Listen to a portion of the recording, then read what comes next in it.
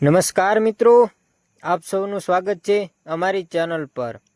આજે આપણે વાત કરવા જઈ રહ્યા છીએ 14 ફેબ્રુઆરી 2026ના રોજ ગુજરાતની વિવિધ માર્કેટ યાર્ડના ચાલતા ડુંગળીના તાજા ભાવ વિશે।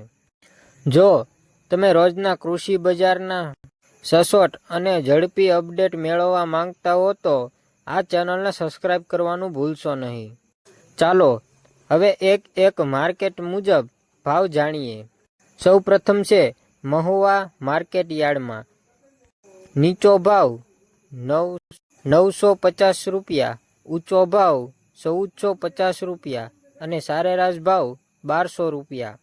ગોંડલમાં 900 થી 1500 રૂપિયા સુધી ડુંગળી વેચાય। રાજકોટ માર્કેટમાં 1000 થી 1550 રૂપિયા, સરેરાશ ભાવ 1300 રૂપિયા।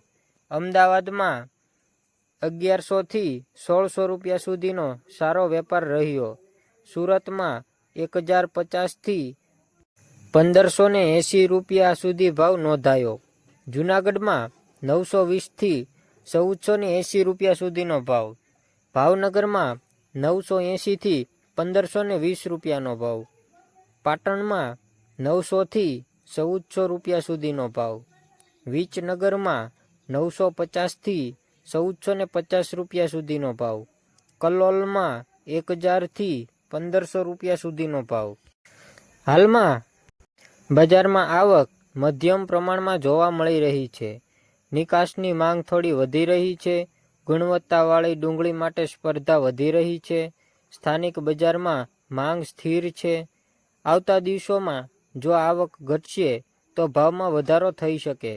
ખેડૂતો મિત્રો માટે સલાહ: જો તમારી પાસે સ્ટોરેજ સુવિધા હોય તો થોડા સમય રાહ જોવો ફાયદાકારક બની શકે છે। હવામાનનો પ્રભાવ: હવામાન પણ ભાવ પર અસર કરે છે।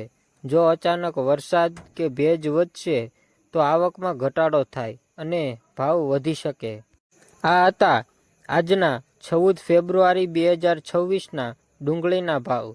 જો તમને માહિતી ઉપયોગી લાગી હોય તો વિડીયોને લાઇક કરો, ચેનલને સબસ્ક્રાઇબ કરો, તમારા ગામનું નામ કમેન્ટમાં જરૂરથી લખજો। ફરી મળીએ આવતીકાલે નવા બજારના અપડેટ સાથે। જય ખેડૂત, જય ગુજરાત।